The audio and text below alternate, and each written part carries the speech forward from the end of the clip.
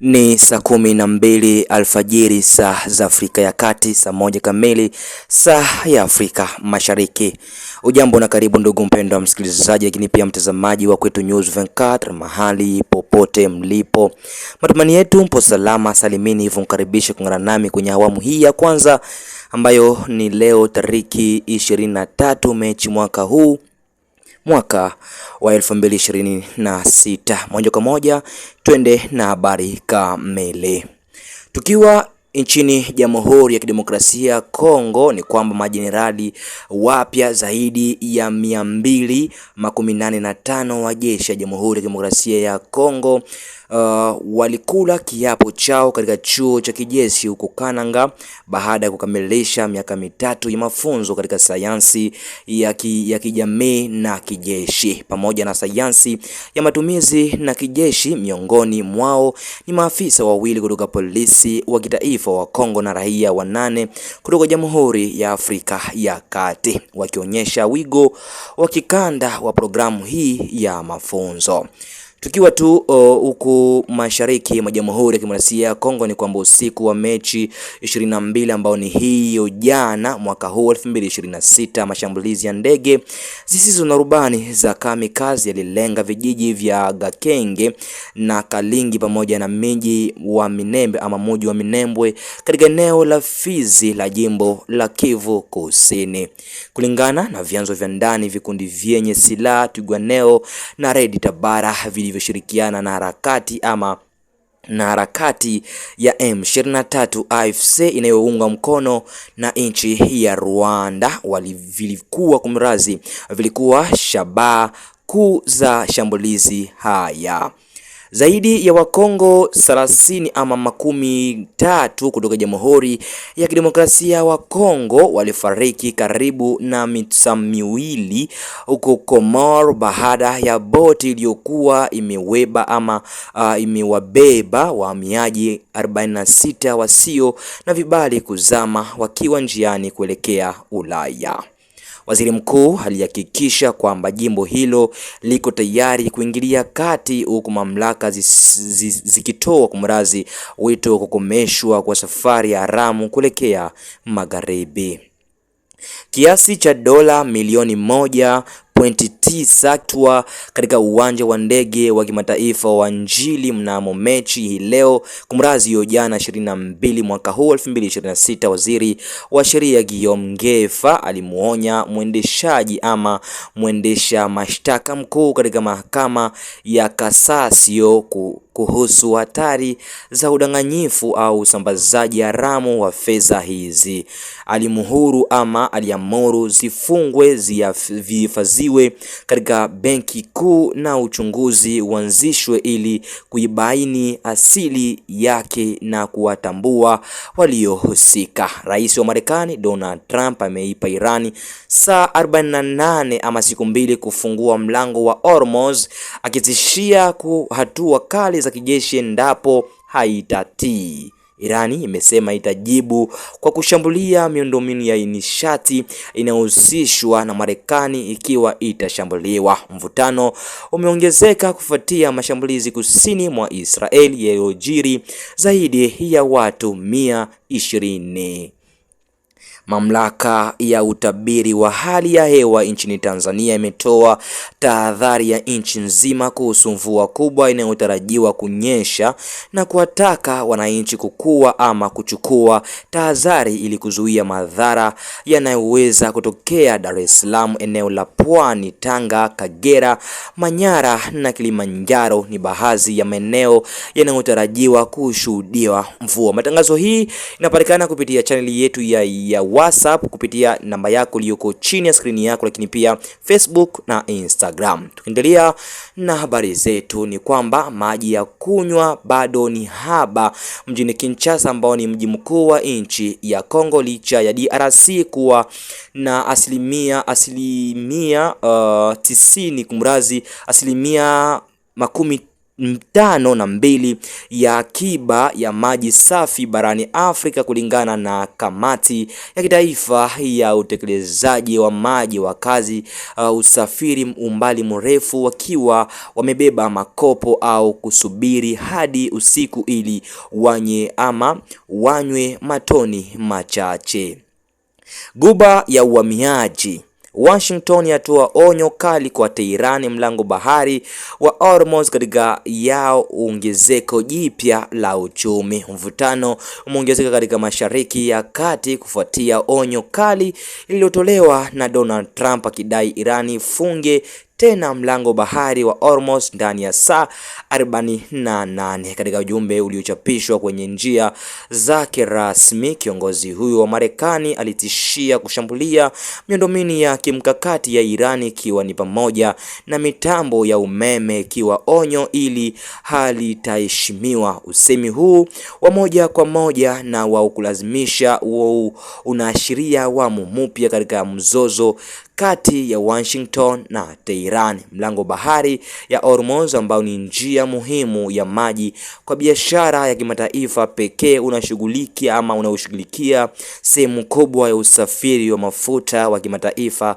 Usumbufu wowote wa trafiki yake unahatarisha masoko ya nishati na utulivu wa kikanda. Kwa kujibu, mamlaka ya Iran yachukua msimamo wa thabiti ikisema kwamba njia ya baharini haikufungwa kabisa, lakini kwamba inaweza kuzuiwa kwa madai ya Tehran. Pia ilionya kwamba hatua yoyote ya kijeshi dhidi ya eneo lake itasababisha mwitikio sawa. Hapo chini onyo hili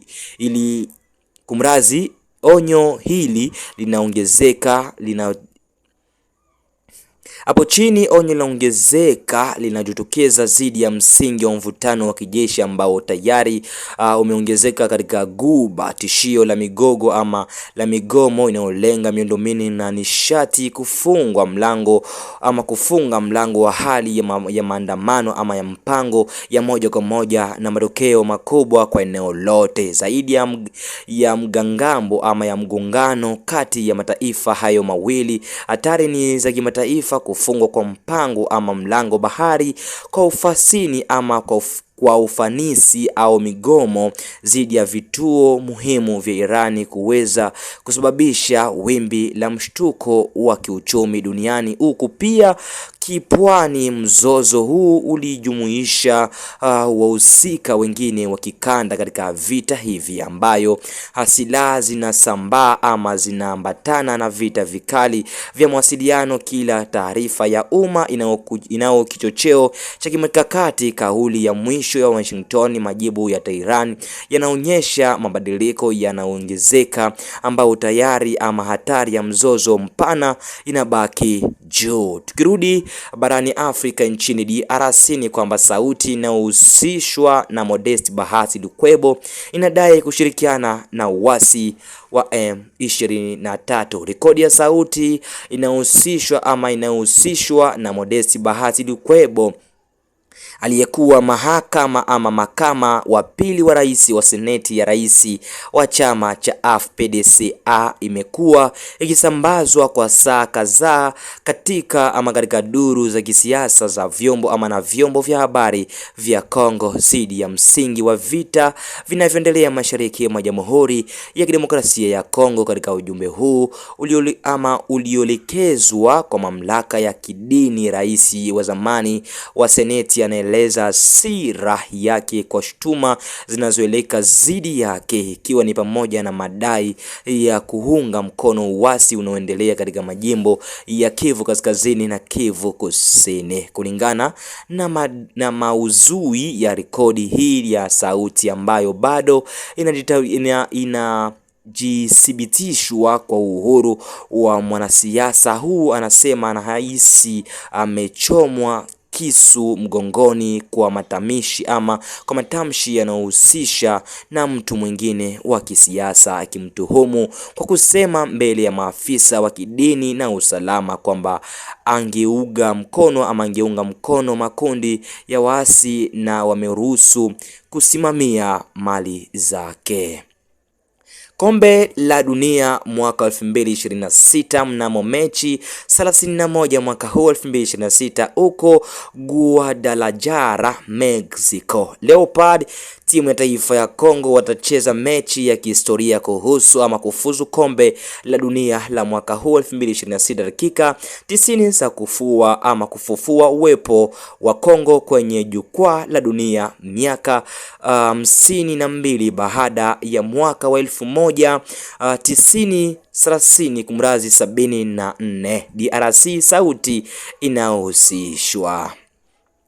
Tukiwa tu DRC huko Fizi, FARDC ama jeshi ya taifa ya Kongo inawatibu waasi waliojisalimisha na kutoa wito wa kujisalimisha zaidi.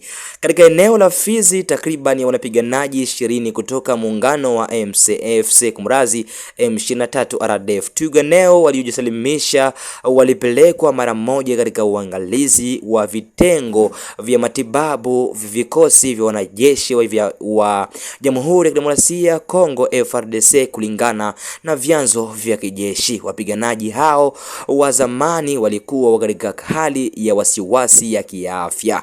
Walipofika walipokelewa huduma ama walipewa huduma ya dharura, dawa na msaada wa chakula, huku wakisubiri kuhamishwa kwenye vituo vya utunzi vinavyofaa. Kupatia usaidizi huu, jeshi la Kongo linatangaza ujumbe wake ama wale wote wanaojisalimisha wanapokewa matibabu ya kibinadamu na huduma kulingana na viwango viwango. Kwa hiyo FARDC inawataka wapiganaji ambao bado wanafanya kazi ndani ya vikundi vyenye silaha kuweka silaha zao chini, ikihakikisha kwamba hakuna kisasa kitachofanyia ama kufanya zidi ya wale wanaochagua kujisalimisha. Upande wao, waasi wa zamani wanazungumzia hali ngumu ya maisha katika safu za waasi wanaounganishwa ama iliyoangaziwa haswa na ukosefu wa malipo, ukosefu wa mgao wa matibabu yanaunganika ama yanaoonekana kuwa ya kuzalisha mambo yote ambayo jeshi linatumai yatatimiza kujisalimisha zaidi katika eneo hili lenye mvutano. Huko Goma, umaskini wa wakazi unaonyeshwa ama unanyonyewa ama unaonywa tena. Mstari ulionea zaidi ya kilomita 2 uliodawa ama ulioundwa kwa ajili ya bahati nasibu inayoahidi zawadi ya ahadi ya $10 kwa wadau la faranga milioni 2.9 za Kongo, wengi waliotapeliwa, wengine wakipoteza akiba yao ndogo. Mamlaka ya waasi yanaangamizwa kuwatambua wale waliohusika na ulaghai huu na kuhakikisha kwamba kila mwasiriwa analipwa ili kukomesha unyonyaji wa ziki ya kidadi ama idadi ya watu ambao tayari wamezofika kutokana na hali ya ukosefu wa usalama na uwepo wa waasi wa M23 unaunga mkono na nchi ya Rwanda. Tukiwa tu huko Goma, ni kwamba ofisi ya waandishi wa habari ya ibwa vifaa kadhaa vya kuibwa ama viliibwa. Ofisi hiyo ni studio yetu ya uhariri na uandishi iliyoko katika mwa jiji la Goma katika jengo la liwali. Iliibwa usiku kucha na watu wasiojulikana. Wahalifu waliiba vifaa kadhaa muhimu vya kazi, ikiwa ni pamoja na kompyuta kamili ya meza, screen ya inchi ya 24, CPU yenye RAM ya gigabyte 24, kichakataji chenye saa 2 cha 3.5 GHz na hifadhi ya TB 3.5 kwa kuongeza diski kuu 2 za nje ya TBT1 na GB 50 ziliibwa pamoja na kadi 2 za kukumbuka ama kumbukumbu za 256 GB na 128 GB. Kompyuta ya Toshiba pia iliibwa pamoja na simu mbili za iOS Android za mmiliki mwenza wa ofisi hiyo. Zaidi hayo, dirisha la duka lake dogo liliharibiwa kabisa kwa mawe. Waliporifiwa na ndugu wapenzi watazamaji wa Kwetu News 24, kufikia hapa ni kama sina ziada kwenye awamu hii ya kwanza ya leo, siku ambayo ni tariki 23 Machi mwaka huu 2026. Hivyo niseme asante kwa nami mwanzo mpaka tamati mwa taarifa hii ya habari. Hivyo usikose kusubscribe, lakini pia kushare na kulike ili wa kwanza kupata habari zetu. Mimi ni wako mtangazaji wa kila itoo leo nikisema chao chao.